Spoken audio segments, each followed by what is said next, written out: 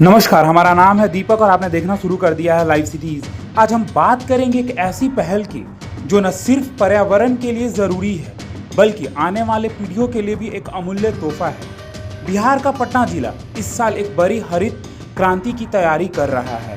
जी हाँ, साल 2025 में पटना जिले में कुल 10 लाख छायादार पौधे लगाए जाने की योजना की तैयारी की गई है। यह अभियान जुलाई महीने से शुरू होगा और करीब 3 महीनों तक लगातार चलेगा। मनरेगा बना हरियाली का मजबूत आधार। इस पौधा रोपण अभियान का सबसे बड़ा हिस्सा मनरेगा यानी महात्मा गांधी राष्ट्रीय ग्रामीण रोजगार गारंटी योजना के तहत किया जाएगा। मनरेगा के माध्यम से 7,40,000 पौधे लगाए जाने का लक्ष्य निर्धारित किया गया है। यह कार्य पटना जिले के 23 प्रखंडों में किया जाएगा, जहां हर पंचायत में औसतन 2,500 से 3,000 पौधे रोपे जाएंगे।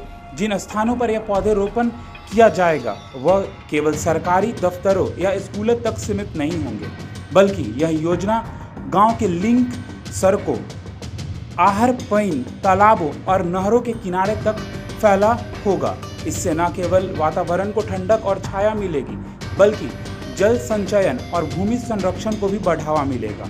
मनरेगा के साथ साथ वन विभाग भी इस हरियाली अभियान में अपनी भूमिका निभाएगा।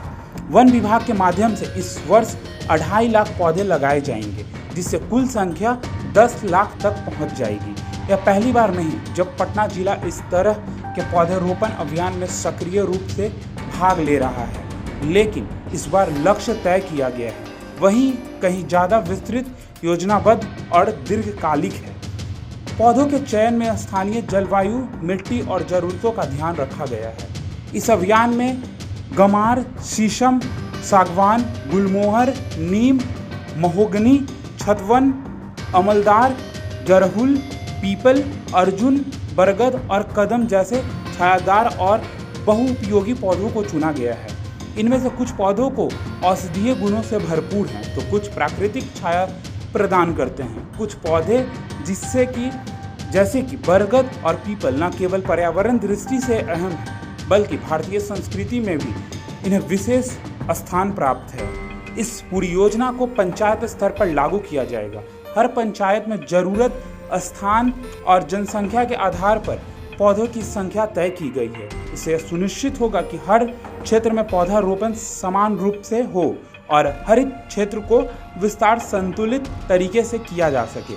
जिले के अधिकारियों ने साफ कर दिया है कि कोई एक साल की योजना नहीं है बल्कि अगले 3 वर्षों में कुल 30 लाख पौधे लगाने का लक्ष्य रखा गया है।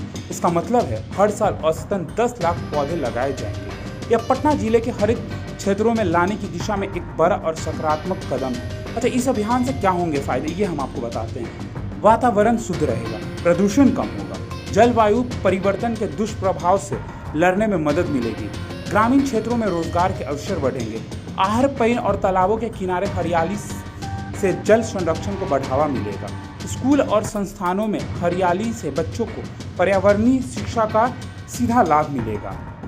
प्रशासन ने आम जनता से भी अपील की है कि वो इस अभियान का हिस्सा बने। हर कोई यदि एक भी पौधा लगाकर उसकी देखभाल करे तो यह 10 लाख नहीं करोड़ों पेड़ों की शुरुआत हो सकती है। तो तमाम ऐसे खबरों और अपडेट्स के लिए हमारे साथ बने रहे। आप लाइव सीरीज देख रहे थे। धन्यवाद।